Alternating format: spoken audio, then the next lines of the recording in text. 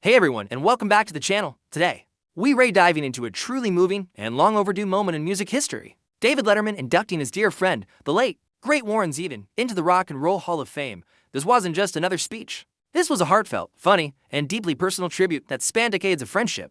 For those who might not know, the connection between Letterman and Zevon was legendary. Zevon first appeared on Letterman's late-night show way back in 1982, during its very first season. That one appearance sparked a friendship that lasted a lifetime. Zevon became a regular guest, a fixture on the show, and he even sat in as the bandleader for Paul Shaffer on multiple occasions. As Letterman put it in his speech, being that close to Zevon performing was his own version of being 20 feet from stardom, and it was just delightful. Letterman's induction speech was the perfect mix of humor and reverence, exactly what you'd expect. He shared that he'd asked Zevon's son, Jordan, for any specific points he wanted included. Jordan had three. First, he wanted Dave to mention that his father, as a kid, studied classical music with the legendary composer Igor Stravinsky. Letterman, in his classic style, joked, "Okay, Igor Stravinsky, by the way, when I was a kid, I had a paper route. Jordan's second request was to mention Stumpy the Gangster and Beth the Mormon." Letterman told Jordan, "Hey, those are two of my favorite songs," to which Jordan replied, "Those were his parents, dumbass." It was a hilarious and incredibly humanizing moment that perfectly captured the quirky, brilliant world of Warren Zevon. But then Letterman turned to the heart of the matter, Zevon's incredible songwriting. He praised his poetry and the sheer breadth of his work. He categorized Zevon's music into three groups. First, songs about global and personal strife,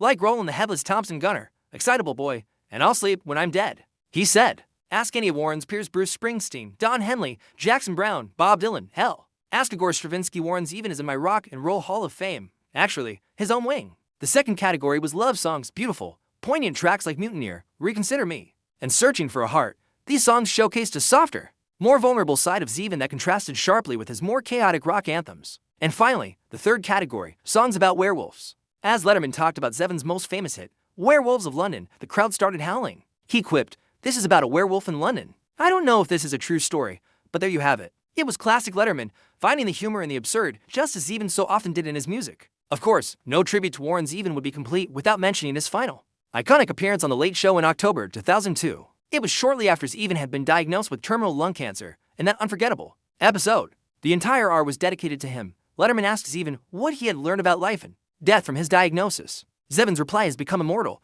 You're reminded to enjoy every sandwich. During the induction, Letterman spoke about how personally impactful that line has been for him over the past decades. That simple phrase, enjoy every sandwich, became one of Zevon's most famous quotes. It even became the title of a tribute album released in 2004. It's a philosophy, a reminder to find joy in the small, everyday moments. Then, Letterman shared a story from after that final show, a moment that truly revealed the depth of their bond. He went to Zevon's dressing room. Warren took his great guitar, locked it in its case, and handed it to Letterman, saying, "Take care of this for me." Letterman recalled, "I started to sob uncontrollably, and I just hugged him, and I said, 'Warren, I just love your music.' And then came the big reveal.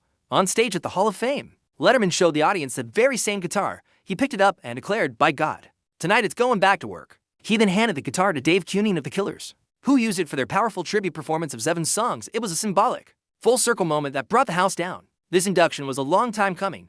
Letterman himself had been a vocal advocate for Zevon's inclusion for years. Just last year, when Zevon was snubbed after being on the ballot for the first time, Letterman expressed his disappointment. He said he wasn't angry, because he would have been surprised if Zevon had gotten in on the first try. He felt Zevon should have been inducted 30 years ago. He famously stated that Warren can do without the Rock and Roll Hall of Fame. He's above and beyond the Rock and Roll Hall of Fame, and now he is above, beyond, and finally in it. It was a beautiful, emotional, and fitting tribute to one of rock and roll's most unique and brilliant voices, a testament to a friendship that transcended television and music, and a reminder for all of us to enjoy every sandwich. What are your favorite Warren Zevon songs? Let me know in the comments below. It's fantastic to see him finally get the recognition he so richly deserves. Thanks for watching, and if you enjoyed this story, be sure to like and subscribe for more content about the legends of music. See you next time.